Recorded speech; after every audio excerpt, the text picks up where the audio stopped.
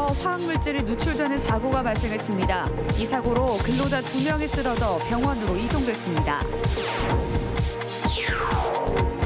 LNG 발전소 건립을 둘러싼 논란이 갈수록 확대되는 양상입니다.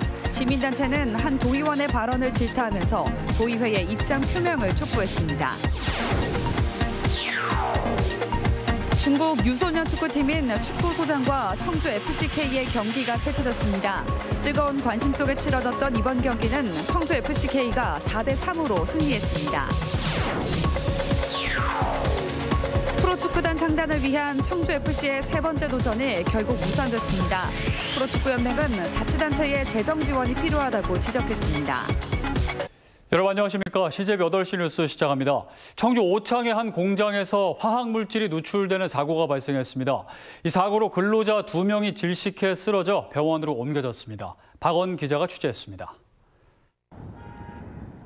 청주시 오창읍의 2차 전지 배터리 필름 제조업체입니다. 오늘 오전 10시 15분쯤 이 공장의 지하 기계실에서 화학물질이 누출됐습니다. 기계를 점검하러 들어갔던 36살 A씨와 28살 B씨가 그 자리에서 질식해 쓰러졌습니다. 이들은 충북대학교 병원으로 이송돼 치료를 받고 있습니다. 한 분이 쓰러진 거를 뒷부 뒤에 들어가신 분이 확인하다가 발견하고 같이 쓰러지신 것 같다고 하시더라고요. A씨는 현재 맥박은 찾았지만 의식은 없는 상태고 B씨는 의식을 회복한 상태로 알려졌습니다. 사고 원인은 배터리 분리막 세척 용도로 사용되는 디클로로메탄이 펌프가 막혀 밖으로 새어나온 것으로 추정됩니다. 디클로로메탄은 휘발성이 강한 물질로 국제암연구소가 지정한 발암물질입니다. 압을 넣어서 운송하기 위한 펌프가 있는데 이 물질을 회수하는 용도의 스트레인이라는 게 있는데 그게 아마 막힌 것 같아요. 그래서 펌프가 작동을 잘 못하다 보니 이제 거기서 한두 방울 뚝뚝 떨어진 것 같고. 환경청과 소방 등 관계기관들은 급한 대로 메인 밸브를 잠그고 외부 유출을 막기 위해 방제 작업을 실시했습니다. 경찰은 안전수칙 준수 여부와 정확한 사고 경위 등을 조사하고 있습니다. CJB 뉴스 박원입니다. SK하이닉스 LNG 발전소 건립 논란의 불똥이 이번엔 충북도 의회와 충청북도로 번졌습니다. 한 도의원의 발언이 발단이 됐는데 시민단체는 충청북도와 SK하이닉스 간 거래설까지 주장하고 나섰습니다. 구준혜 기자입니다. 박문희 도의원은 지난달 11일 충청북도 행정사무감사에서 논란 중인 SK하이닉스 LNG 발전소 건립 문제에 대해 이렇게 말합니다. 거기 아파트 주민들 몇 사람들 때문에 우리 도의 경제가 흔들려야 되느냐. 발언이 알려지자 30개 시민사회단체로 구성된 미세먼지 문제 해결을 위한 충북 시민대책위원회가 규탄 기자회견을 열었습니다. 주민 의견을 대변하기는커녕 기업의 이익과 행정의 입장만을 대변하는 모습은 지방의원의 역할이 무엇인지조차 모른다는 것을 보여준다. 박 의원은 대책위에 항의 방문해 자신의 역할을 했을 뿐이라고 해명했습니다. 우리 도에서 그쪽하고 협의해서 처리할 수 있도록 경제통상국에서 왜 가만히 있느냐 이 소리 했어요. 대책위는 또 충청북도가 LNG 발전소 건립을 놓고 하이닉스와 모종의 거래를 했다며 지사의 입장 표명을 촉구했습니다. 기업과의 약속을 지켜야 한다는 취지로 한 박 의원의 다른 발언을 근거로 들었습니다. 이에 도는 MOU를 통해 포괄적 지원을 약속했을 뿐 발전소를 명시한 적은 없다며 거래설을 부인했습니다. 이면 계약을 했다든지 뭐 이런 거 있을 수가 없죠. 어떻게 그 이면 계약, 또 이면 계약할 이유도 없는 거예요. SK하이닉스 LNG 발전소 건립을 둘러싼 논란이 갈수록 확대되는 양상입니다. CJB 뉴스 구준혜입니다. 중국 유소년 축구 최강으로 꼽히는 축구소장과 청주 FCK가 축구팬들의 큰 관심 속에 맞대결을 벌였습니다. 한중간 자존심 대결에서 청주 FCK가 신승을 거두며 양팀 모두 서로에게 한 수를 배우는 경기가 펼쳐졌습니다. 조용광 기자입니다. 8대8 유소년 축구 룰로 진행된 경기. 1쿼터 시작 후각이 울린 지 2분여 만에 청주 FCK의 첫 골이 터집니다. 2쿼터도 청주 FCK의 분위기는 이어졌습니다. 중국팀을 몰아붙이며 3골을 추가하는 사이 중국은 한 골을 넣는 데 그쳤습니다. 하지만 김혜건 등 주전이 빠진 3, 4쿼터 경기의 흐름은 중국 쪽으로 넘어갔습니다. 3쿼터에만 2골을 내주며 청주 FCK는 4대3의 신승을 거뒀습니다. 중국 77경기 전승을 거둔 팀답게 중국팀도 부쩍 성장한 기량을 보여줬습니다. 예전에는 10대 0으로 나서 좀 쉬웠는데 경기가 중국이 더 발전을 해가지고 좀 어려워져가지고 좀 긴장된 것 같아요. 중국 축구 소장의 도전으로 성사된 이번 경기는 한중 유소년 축구의 자존심이 걸린 물러설 수 없는 한판이었습니다. 因为韩国足球肯定要比中国足球领先，我们也希望呢到这里边能够学习。上次来韩国，我们4胜2平。 중국도 이제 좀 많은 이제 패스 축구도 하고 이제 좀 많이 올라섰다 생각합니다. 그래서 저희도 좀 더 분발해서 좀 다시 한번 경기를 했을 때 좀 더 확고한 경기력을. 주전 선수들이 스페인 리그 진출을 노리며 국내 최강으로 성장하고 있는 청주 FCK. 하지만 5, 6학년들의 뒤를 이을 선수 발굴과 육성이라는 새로운 목표도 생겼습니다. CJB 뉴스 조윤광입니다. 이렇게 치열한 경기였던 만큼 축구 꿈나무들에게 쏟아진 관심 역시 뜨거웠습니다. 중국 현지에서도 경기 생중계에 나서 70만 명의 시청자를 끌어모았고 CJB의 유튜브 생방송에서도 관심과 응원의 댓글이 넘쳐났습니다. 이어서 진기훈 기자입니다. 충북 보은 축구장에 낯선 중국 축구 해설자의 중계가 이어집니다. 중국 현지에서도 보은 축구장을 찾아 생중계에 나선 건데 순식간에 70만 명이 넘는 시청자를 끌어모으며 폭발적인 관심을 증명했습니다. 其实在足球小将来之前啊，可能中国的球迷通过网上的一些视频有过一些了解，但是不是特别多。但是足球小将来之后啊，就是也是有很多的球迷也是了解这个球队啊，也是在关注这个球队啊，确实是一个非常优秀的队伍。 중국 현지 팬들도 직접 보은 경기장을 찾아 열띤 응원에 나섰습니다. 纯粹，然后激情，然后包括它代表未来。 최근 축구에 대한 중국인들의 관심이 폭발적으로 늘면서 유소년 축구의 인기도 치솟고 있습니다. 중국 최상의 기량을 자랑한다는 축구 소장팀이 청주 FCK에 도전장을 내면서 중국 현지의 폭발적인 관심을 끌어모은 겁니다. 落后的人总要向先进的人学习，所以我们还是要首先是学习。那另外呢，我们也希望呢，在观众的面前呢，展示中国青训的孩子的精神面貌。 한국에서도 중국 최고의 유소년 축구팀과의 한판 맞대결에 관심이 쏠리면서 CJB의 유튜브 생중계에 동시 시청이 3,400명을 넘어서는 등 뜨거운 관심과 응원이 쏟아졌습니다. 한국과 중국의 축구 미래 꿈나무들은 서로의 기량을 확인하며 한 뼘 더 성장하는 시간을 가졌습니다. CJB 뉴스 진기훈입니다.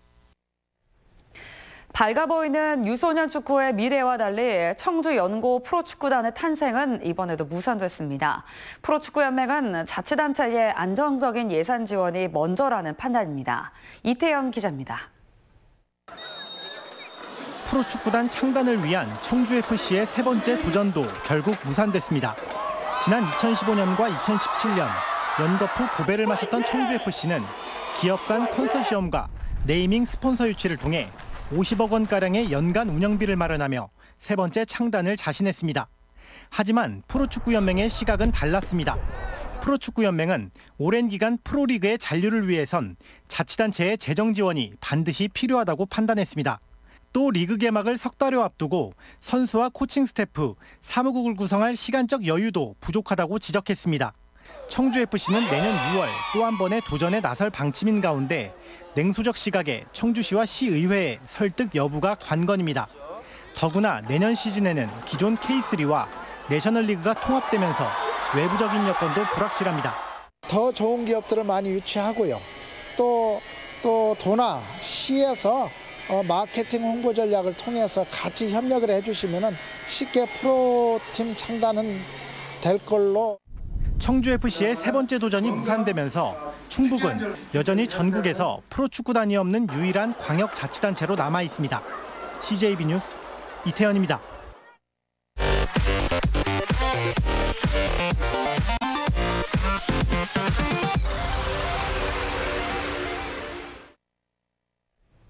네, 다음 소식입니다. 제천의 지역화폐 모아가 부정유통 의혹을 사고 있습니다.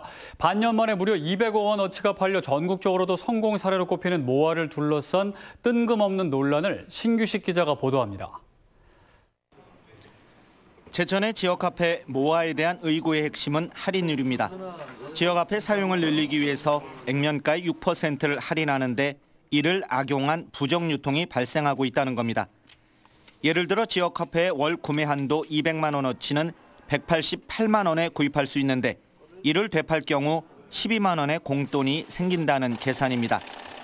거래 자료를 보면 70여 명이 부정유통 가능성이 있고 한 사람의 12만 원꼴로 한 달에 900만 원씩 나랏돈이 새나갔을 수도 있다는 겁니다. 아울러 자동차와 귀금속 등 고가품 구입 비중도 너무 높다는 지적입니다. 고액 환전에 따른 악용할 수 있는 사례라든지 부정유통 사례가 발생할 수 있는 사례가 있기 때문에 이 부분을 좀 제도적으로 보완해서 좀 더 취지에 맞게. 이에 대해 제천시는 지역화폐의 소소한 문제를 일반화하면서 순기능을 외면한 주장이라고 크게 반발했습니다. 더욱이 검증되지 않은 의심에 근거한 모아의 부정유통설은 지역 경제에도 도움이 되지 않는다고 밝혔습니다. 그게 무슨 통계학적으로 의미가 있습니까? 그래서 제가 드리는 말씀은 제천에 바람직하지 않는 사용은 0.002%도 안 된다고 우리는 느끼고 있는 거고. 이런 가운데 제천시는 내년 지역화폐 판매액을 올해보다 배가 많은 500억 원으로 늘려 잡았습니다. CJB 뉴스 신규식입니다. 한두 해 묵은 일은 아니지만 충주댐으로 인한 피해 대책, 이제는 나와야 되지 않을까 싶습니다. 누군가를 위한 다른 누군가의 희생은 최대한 합당한 보상을 하는 것이 민주주의를 지탱하는 원칙일 겁니다. 김기수 기자입니다. 수도권 상수원으로 전국에서 두 번째 저수량의 충주댐. 하지만 수질 보호를 위한 각종 규제로 주변 지역과 주민 피해액이 연간 2천억 원에 달한다는 연구 결과가 나왔습니다. 인구 감소로 지방세가 줄고 기상악화로 농작물 피해가 만성화됐다는 겁니다. 댐 건설되고 나서 규제라든지 아니면 그 안개 일수 증가라든지 이런 것들로 인해서 기상 변화, 그다음에 교통 불편, 기타 피해 등으로 피해를 산정할 수가 있는데 심지어 댐 주변 주민 1인당 지원 사업비는 전국 평균은 6만 5천 원인데 충주댐의 경우 4만 원에 그치고 있습니다. 피해는 크고 보상은 적은 셈입니다. 충주시의 피해에 대한 배려는 없고 환경부의 정한 법만을 적용하여 일방적인 희생을 강요받으며 충주댐으로 인한 피해 보상은 권위주의 시대에서 한 걸음도 나아가지 못하고 있다는 얘기입니다. 이에 대해 수자원공사는 환경과 수질 보존을 전제로 상생 방안을 찾아보겠다고 밝혔습니다. 생태 관광이라고 하는 부분들을 같이 고민해 볼 수 있을 것이라고 생각합니다. 환경을 보존하고 또 지역을 개발하는 것은 일견상충하는 것으로 보이긴 하지만 실제로 지속 가능한 환경은 지역 주민과 함께라면 이런 가운데 오는 19일로 예정된 피해보상 실무추진단 회의에서 서로의 거리를 얼마나 좁힐 수 있을지 관심이 모아지고 있습니다. CJB 뉴스 김규수입니다.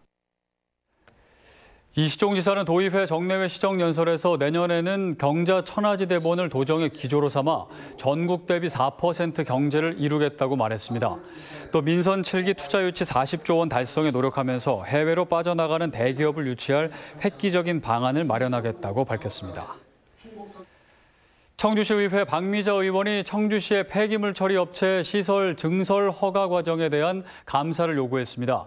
박 의원은 오늘 열린 청주시의회 본회의에서 5분 발언을 통해 청주시 북이면의 한 폐기물 처리 업체의 시설 증설의 각종 문제점을 감사 의뢰하기로 결정했다고 밝혔습니다. 이어 해당 업체는 영업 뒤 15년 만에 소각로를 14.7배 증설했다며 이 과정에서 수십 차례의 불법 영업을 했음에도 2017년 환경부 단속 전까지 영업정지 처분은 한 번도 내려지지 않았다고 지적했습니다. 이딴 공무원 비위로 홍역을 치른 괴산군이 공직자 부패행위 신고자에게 포상금을 지급하는 조례를 제정해 내년부터 시행하기로 했습니다. 조만간 군의회에 제출될 부패행위 신고와 포상금 지급 조례안은 직위나 권한을 남용하거나 법령을 어겨 본인이나 제3자의 이익을 도모하는 부정행위에 대해 최대 500만 원의 신고 포상금을 지급하는 내용을 담고 있습니다. 충북지방 중소벤처기업청 신임청장에 박선국 소상공인 지원과장이 임명됐습니다.